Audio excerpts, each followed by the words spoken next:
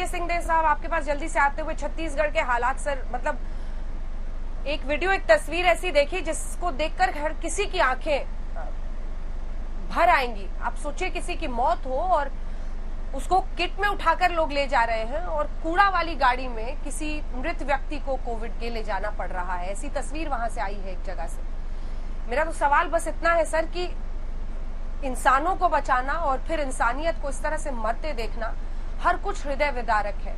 क्यों आखिर? क्योंकि मुझे पता है सर, मैं लगातार आपसे बातचीत कर रही हूँ, हल्ला बोल में हमने पहले भी आपके साथ बातचीत की थी।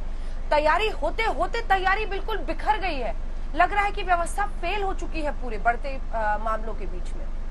टीएस सिंहदेव साहब, आपका बिल्कुल सही कहना है कि व्यवस्था के ऊपर अत्यधिक दबाव पड़ा है और सच्चाई भी ये है। आपने पहले ये प्रश्न किया था कि कमी कहाँ है, तो उस कमी के लिए, आज की दिन की कमी के लिए हम सब जिम्मेदार हैं। जो कि स्वास्थ्य के क्षेत्र के लिए, जैसे शिक्षा के क्षेत्र के लिए जितनी राशि हमको अपने बजटों में देनी चाहिए वो हम पिछले दशकों से नहीं देते आ सके हैं। आजादी के बाद से ही समझ लीजिए।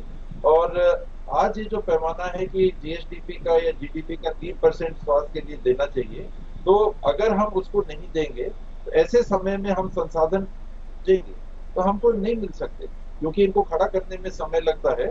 और जब दिक्कत आ गई, जब कहर टूट गई, उस समय अगर हम संसाधन को ढूंढेंगे तो हम हमेशा पीछे दिखेंगे। फिर भी प्रयास हो रहे हैं कि ऑक्सीजनेटेड बेड्स की बात हो या अन्य बात हो, जो संभव है उसको गति देना, उसको बढ़ाना। कहीं जंबो सिलेंडर्स की कमी है, सिलेंडर्स नहीं मिल रहे, मार्केट में नहीं मिल रहे, जिस रेट में चाहो उस रेट में मांग रहे तो नहीं मिल रहे। दवाइयों की कुछ स्थिति ऐसी आ रही है। ये दिक्कतें तात्कालिक हैं।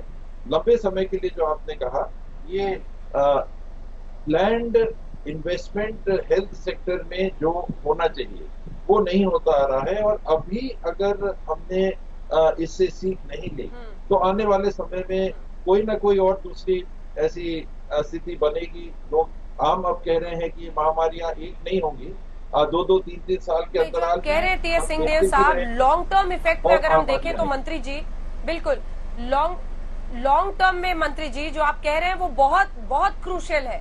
लेकिन सवाल तो ये है कि ऐसे शॉर्ट टर्म क्राइसिस में, शॉर्ट टर्म भी क्या, आप देखिए 1 साल 1.5 साल और उसके बाद से सेकेंड वेव।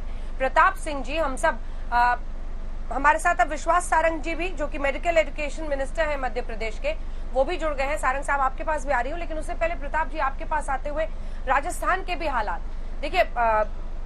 इसके बाद मैं आपके पास भी फौरन आऊंगी, राघव चड्ढा जी। प्रताप सिंह जी, मंत्री जी, मेरा सवाल आपसे ये है कि लगातार केसेस बढ़ रहे थे और ये सब कुछ तो हमारी आंखों के सामने हुआ ना सर। बातचीत करते करते करते रोज केसेस ऐसे बढ़ते चले गए, लेकिन उस तरह की तैयारी नहीं। और आज ये हालत है कि व्यवस्था पूरी तरह से चरमराई हुई दिखाई दे रही है। अस्पतालों की टेस्टिंग को, इन सब पर आपका क्या कहना है? देखिए, एक बात आप मानकर चलिए, ये बहुत बड़ी चुनौती खड़ी हो गई है। हालात बहुत चुनौतीपूर्ण है, ये तय बात है, ये कोई पॉलिटिकल इशू नहीं है। मेरे पास हॉस्पिटल से फोन आ रहे हैं, प्राइवेट रेमडेसिविर इंजेक्शन भी कम पड़ रहे हैं। जो बीमार होने के बाद बहुत ज्यादा जरूरत पड़ती है रेमडेसिविर इंजेक्शन की, और लगातार डिमांड प्राइवेट हॉस्पिटल फोन कर रहे हैं। हालांकि हमारे सरकारी हॉस्पिटल राजस्थान में उपलब्ध है, लेकिन पहले रेमडेसिविर इंजेक्शन की कभी कमी नहीं आई। अब हमारी जितनी कंपनियां वैक्सीन की कमी आ गई, रेमडेसिविर इंजेक्शन की कमी आ गई। ऐसे में कहीं ना कहीं सेंट्रलाइज होके एक दूसरे की कमजोरी को समझकर कहीं पर जिस चीज की कमी है वो एक दूसरे को देनी पड़ेगी। यदि किसी स्टेट में रेमडेसिविर इंजेक्शन ज्यादा है तो वहां वो डाइवर्ट करें, कहीं पर ऑक्सीजन ज्यादा है तो ऑक्सीजन डाइवर्ट करें, क्योंकि ये बहुत बड़ा चैलेंज हो गया। और सबसे बड़ी बात है, पैनिक बहुत जबरदस्त हो गया, लोगों में बहुत ज्यादा डर है। ऐसा डर मैंने कभी नहीं देखा, क्योंकि जिस तरह से केसेस बढ़ रहे हैं और जिस तरह की अफवाहें चल रही है उससे लोग बहुत ज्यादा डरे हुए हैं। तो इस मामले में हमको कहीं ना कहीं अब पूरी तैयारी के साथ वॉर लेवल पर, इमरजेंसी लेवल पर तैयारी करनी पड़ेगी। आप लोग स्वास्थ्य मंत्री से संपर्क में हैं? क्या केंद्र से पूरी तरह से सहायता मिल रही है?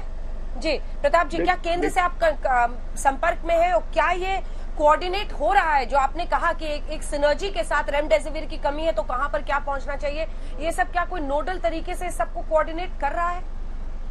देखिए, हमारे स्वास्थ्य मंत्री डॉक्टर रघु शर्मा लगातार केंद्र के संपर्क में है। खुद मुख्यमंत्री जी, प्रधानमंत्री जी से बात करते रहते हैं, लेकिन इसमें कोई दो राय नहीं। केंद्र सरकार के ऊपर हो सकता है प्रेशर ज्यादा हो, लेकिन जब उन्होंने वैक्सीन निर्यात की और उसके बाद आज तक पर ही बहस हुई, उसके बाद वो निर्यात रुका दूसरे ही दिन, पहले वो रुका हुआ नहीं था। तो वैक्सीन का निर्यात अब रोका, ये पहले रोक दिया जाता। हम पाकिस्तान को वैक्सीन दे रहे हैं, दूसरे देशों को दे रहे हैं, लेकिन हमारे यहाँ कमी आ गई, ये बड़ी चुनौती है। रेमडेसिविर इंजेक्शन की कमी आ रही है तो सबसे संपर्क में, लेकिन केंद्र सरकार भी अचानक जो अटैक हुआ है उसमें उतनी सहायता नहीं कर पा रही, इसमें कोई दोहराई नहीं। मैं इसको पॉलिटिकल मत समझना, ये कोई आरोप नहीं है।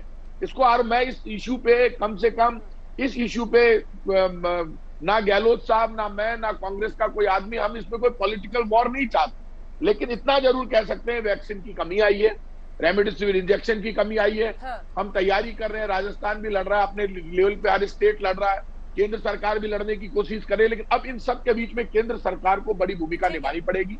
वैक्सीनेशन की कमी है तो वो दूर करें, रेमडेसिविर इंजेक्शन की कमी है तो उसको दूर करें, और राज्यों को पैसे की जरूरत है क्या तो जो वो दूसरे बड़ा राज्यों के, ठीक है पैकेज प्रताप जी, उपलब्ध करवाएं। मैं लौट रही हूँ सर आपके पास।